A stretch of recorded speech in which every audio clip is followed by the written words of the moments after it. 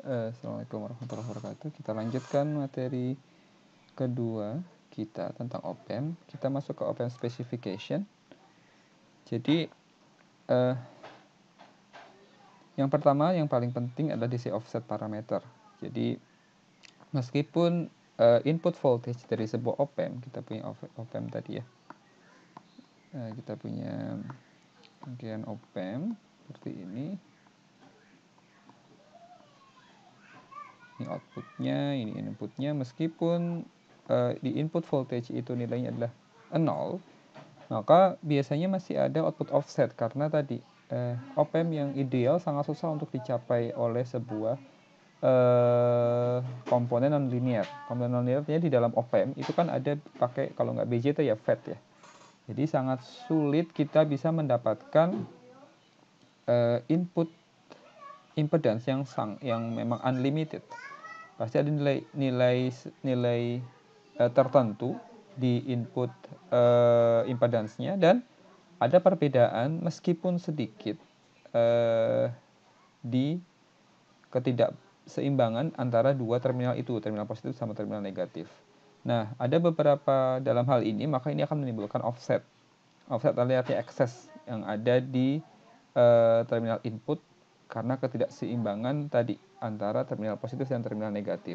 Bisa berupa tegangan, bisa berupa arus. Jadi ada beberapa offset, misalnya input offset voltage, input offset current, bahkan dua ya, input offset voltage and input offset current, kemudian yang terakhir adalah input bias current. Oke. Apa yang disebut dengan input offset voltage atau VIO, Anda sering akan Anda temui di datasheet tentang op-amp, ada input offset voltage. Jadi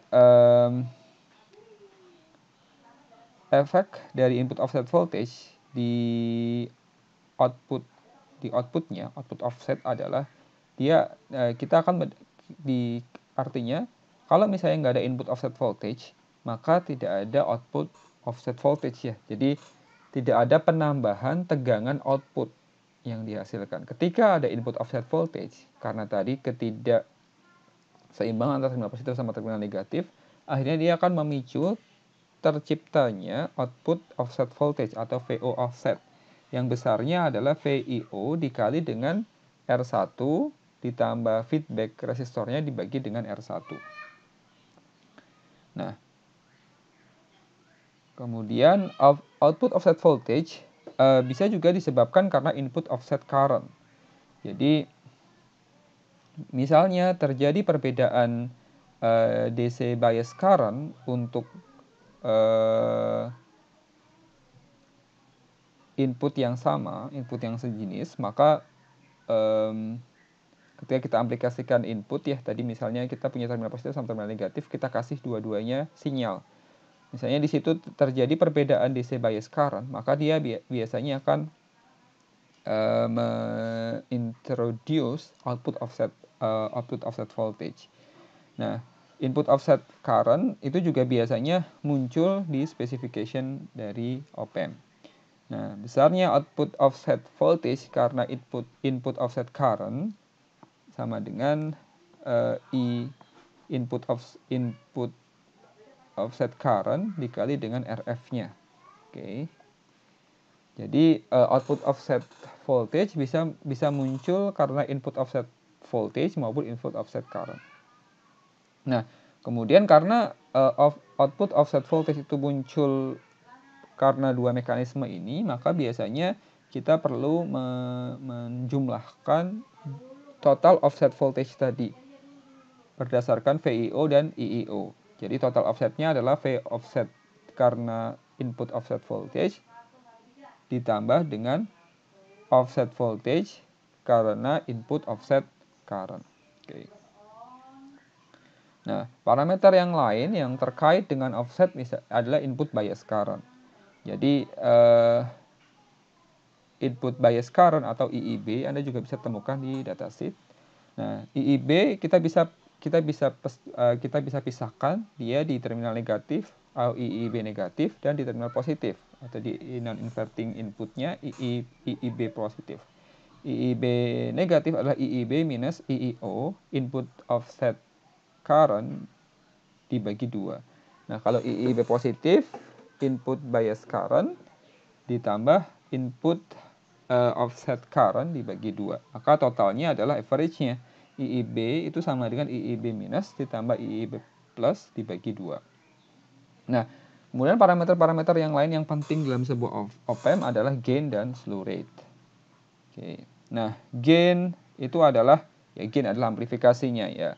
Jadi, high frequency respon dari sebuah op-amp, jadi misalnya kita operasikan op-amp untuk frekuensi yang tinggi, biasanya dibatasi oleh rangkaian yang ada di dalamnya. Nah, misalnya di sini kita akan melihat untuk open loop gain AOL atau AVD. Ini artinya op-amp itu ini open loop gain-nya ya. Jadi AVD atau AOL ini ya, open loop gain-nya. Ini berarti op-amp beroperasi pada gain yang maksimal tanpa feedback. Jadi dia memang dioperasikan pada open loop, maka gain-nya adalah gain maksimalnya, AVD-nya. Nah, di dalam open loop biasanya op-amp itu dia punya bandwidth yang tajam ya, yang rendah. Jadi sangat narrow. Jadi cuma cut off frekuensinya itu sangat kecil. Kalau kita ingin menaikkan bandwidth-nya, maka kita bisa tambahkan atau bisa rangkaikan op-amp dengan closed loop gain.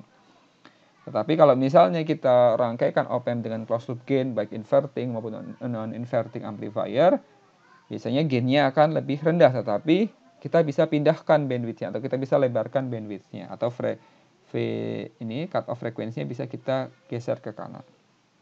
Nah, kemudian yang kedua adalah slow rate. Slow rate itu adalah maksimum rate sehingga maksimum kecepatan perbedaan antara tegangan output sehingga output dari sebuah op-amp dapat berubah tanpa adanya distorsi.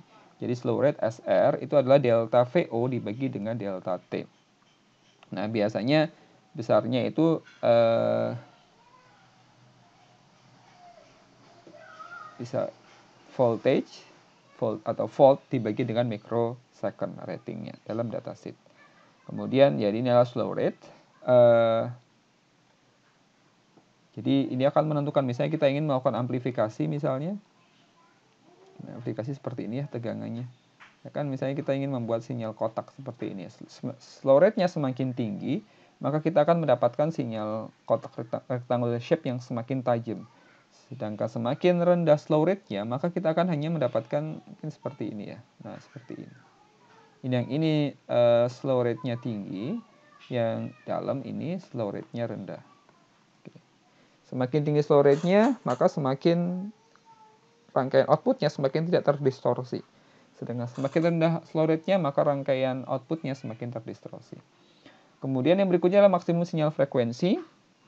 Nah, slow rate itu akan menentukan berapa maksimum frekuensi kerja dari op-amp tanpa distorsi. Jadi besarnya F, frekuensi adalah kurang atau sama dengan slow rate dibagi 2V FP, di mana FP adalah peak voltage-nya, SR adalah slow rate-nya.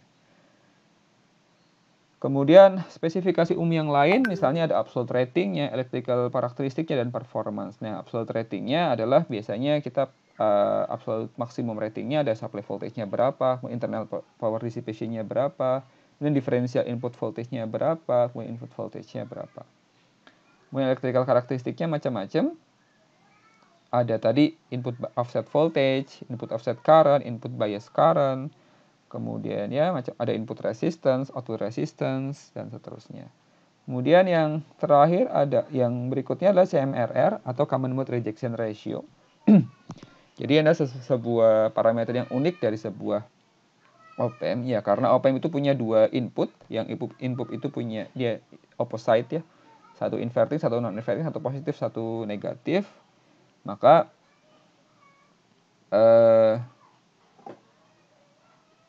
ketika kita punya op-amp dengan common mode rejection ratio yang tinggi, kita bisa meng-cancel nilai common mode signalnya. Jadi common mode itu muncul di terminal negatif maupun terminal positif. Untuk tadi kan kalau misalnya op-amp yang ideal itu kan dia punya tegangan, harusnya dia 0 voltage kan di dua terminal itu.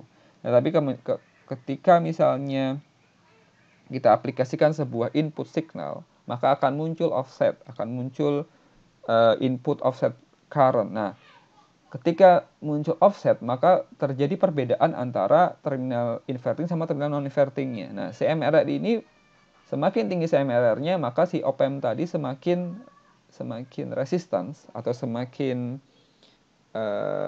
tahan terhadap perbedaan tadi, perbedaan ketika ada input offset voltage maupun input voltage input voltage offset ya, sehingga dia mampu untuk meng-cancel common mode signalnya di situ, karena tadi ada perbedaan antara signal yang diaplikasikan dengan terminal positif dan terminal negatif.